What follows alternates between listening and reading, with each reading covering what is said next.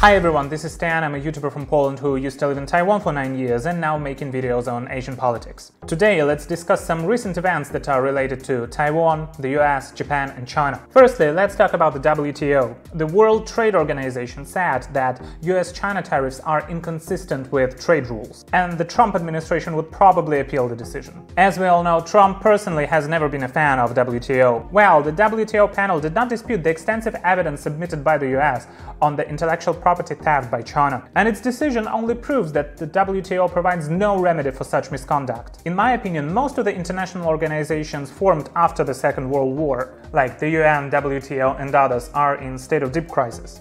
Especially the UN. Right now, the autocracies and totalitarian regimes all have a say there. They use the vulnerabilities of these organizations, leading to the democratic countries being bullied. Just look how the CCP is using WTO to gain most preferential trade conditions. They're benefiting from the WTO rules that lower tariff and non-tariff barriers, abiding only by the rules they find beneficial to them, ignoring all the restrictions and keeping their discriminatory protectionism. Well, the US will appeal, right? Well, according to the processes in the WTO, the whole procedure is quite complicated. There should be 7 members in the appellate body of the WTO, and with most of them retired, the body cannot be called functional now. Therefore, the whole process will be delayed and probably will last for years. Maybe everyone would simply forget about it. Well, who is the winner in all of that situation? The CCP regime is. So China loves saying that it's a developing nation and that they need preferential treatment. But how could a developing nation put forward global trade initiatives with huge Chinese investments? I'm talking about the Belt and Road Initiative here. A developing nation that became world's second largest economy. Developing nation throwing its money all around the world to gain global influence. If you're developing, then do your best to support your people and not throw their money away to gain influence. China is using the goodwill of the other countries, and now it thinks it became strong and can dictate the others what to do. I honestly think that international organizations are in need for substantial reforms, as now the totalitarian regimes such as China became an integral part of global economy, very different from the Soviets. Therefore, sometimes you can see absurd things happening, such as the reaction of the World Health Organization when the CCP concealed the virus, or that China became a member of the Human Rights Council panel of the UN, or what's going on with the WTO right now. And China has been cheating for a long time already. So I think all the countries should unite and finally address the elephant in the room. So let's also talk about the TikTok deal. It's been a pretty stressful situation as ByteDance is going to sell its American operations. Well, there have been discussions with Microsoft, and now there are new companies that would become parts of the deal. One of those is Oracle. But let's pay attention on one thing. What Oracle is doing is not taking over all the operations, but rather just restructuring. Oracle promised to create 20,000 new jobs in the US, but it won't solve the key issue here, which is the possible influence of ByteDance on the US TikTok operations, and that the technology and algorithm of TikToks won't end up in the hands of American companies. It actually is against Trump's executive order. Well, right now Oracle and Walmart's deal is going through a national security investigation. Trump has also preliminarily approved it, so let's wait for the investigation results. Personally, I'm still skeptical regarding TikTok's deal, as it simply is not taking over all the operations and technologies in the US, but rather just restructuring the company. And the question is, how big the ByteDance's influence will still be? It's just as if you're treating the symptoms and not the root cause, as the personal data of the Americans can still probably end up in Beijing, and the CCP will still have access to the data of TikTok users from all around the world. This is what worries me quite a lot, even though I don't personally use TikTok. And now finally, some good news from Poland. The 9th Economic and Trade Consultation Conference between Poland and Taiwan was held on September 15. Due to the coronavirus, this time it was a video conference. It was co-chaired by Zheng Qi, Deputy Minister of Economic Affairs of Taiwan, and Krzysztof Mazur, Deputy Minister of Economic Development of Poland. The main topics of discussion were investments, electric vehicles, information security, smart cities, and economic and trade development. 2 documents have been signed. The first is the Memorandum of Understanding between Polish Entrepreneurship Development Agency and Taiwan's Small and Medium Enterprise Administration. The second is the Memorandum of Understanding in cooperation on accreditation and certification. There was another important topic discussed during the conference. It's the supply chain diversification. Probably we'll see more Taiwanese products here in Poland. I hope that this will improve the future relationships between our countries and will let us cooperate more closely. So, another piece of news that I wanted to share. 12 active activists from Hong Kong tried to flee to Taiwan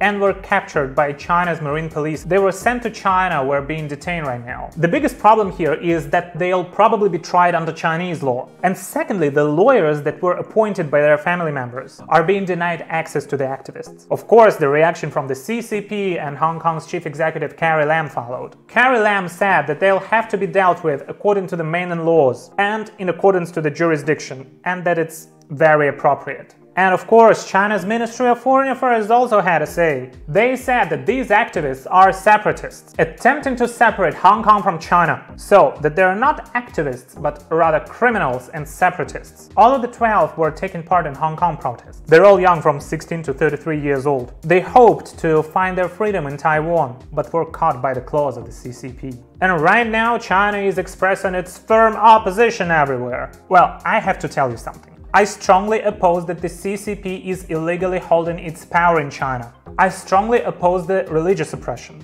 ill treatment of the minorities. I strongly oppose China's oppression of the freedom of speech. I strongly oppose the lack of free press. I strongly oppose that you deprive your people from all the basic rights. I strongly oppose the Chinese Communist Party. And I hope that everyone can join me here. Just say it, I would like to express my firm opposition to the CCP. If all the world unites together, when more people start calling them out, the CCP won't be as scary. It's like Pennywise from Stephen King's book, It. If you're afraid of it, it would become bigger and stronger. Not being afraid is the only way to defeat it. And the last two pieces of news that I'd like to share with you. Some great news for Taiwan. Firstly, the Under-Secretary of State, Keith Krach, came to Taiwan. Main goal is to participate in President Lee Teng-hui's memorial service. And he also had dinner with President of Taiwan, Tsai Ing-wen, and held talks with Taiwan Minister of Economic Affairs, Wang Meihua. They had a chance to discuss the further development of the US-Taiwan relationships. Keith Krach's visit is already the second US high official's visit to Taiwan that happened this year. Here I have some info regarding the visits of the US officials to Taiwan, made by CNA agency. Let's see, starting from Lee Teng-hui's presidency in the 90s. Up until now, who of the US officials visited Taiwan? Let's have a look. 1992, Carla Anderson Hales, the US Trade Representative. 1994, Federico F. Pena, the US Secretary of Transportation. 1998, Bill Richardson, United States Secretary of Energy. Year 2000, Rodney Slater, US Secretary of Transportation. Year 2014, Gina McCarthy, Administrator of the EPA. And in year 2020, two major visits took place already, just during 1 year. Under-Secretary Krach's visit is the second one. Earlier this year, Secretary of Health and Human Services Alex Azar visited Taiwan, and now it's Under-Secretary Krach. So, as you see, the relationships between the US and Taiwan are developing, and there are more and more opportunities to broaden the communications and exchanges between the countries. Hope that in future the countries would sign an FTA or a BTA. Former Prime Minister of Japan, Yoshihiro Modi, also participated in President Lee Teng-hui's memorial service. He told President Tsai that the new Prime Minister of Japan, Yoshihide Suga, is looking forward to talk to the President of Taiwan next time. The US Ambassador to the UN, Keith Krach, had lunch with Taiwan's Consul General in New York. The meeting between James K.J. Lee and Keith Krach is a significant one. It's the first meeting between an ambassador to the UN and a Taiwanese official since Taiwan left the United Nations. And the most important thing that will probably make all the Taiwanese people happy. Keith Krach expressed her will to meet with President Tsai Ing-wen. They also discussed different ways that can best help Taiwan to become more engaged with the United Nations. So maybe in future, with the help from the US, more countries will support Taiwan joining the UN. There are many organizations under the United Nations, such as the World Health Organization. Maybe Taiwan would start from joining one of these, and then with time would become a full member of the UN. In my opinion, when we're talking about the CCP's regime, all the countries should unite against it. Yes, they have their One China principle, and they say that it's only the CCP that can represent China, but this regime is not a trustworthy one. We should not appease them. They're threatening Taiwan. They say that they're gonna invade, saying that Taiwan belongs to them, saying that they want to occupy Taiwan. But we should stand up against those threats. Start developing relations with democratic Taiwan. Establish official relationships with this beautiful country. If all the countries do that, China won't just cut the diplomatic ties with all the world, and it would be the best outcome for Taiwan and for the whole world. A democratic, free society with the real rule of law should become the full member of the international community. It will be a win-win situation, good for Taiwan and for everyone else. And the CCP, they'll keep firmly opposing. if we isolate them, they'll have to make a choice. To start the second cultural revolution, like during Mao's times, stop cooperating with the world, or reform. So I hope that all the world, especially the democratic countries, countries leading in the rule of law, should unite and protect Taiwan.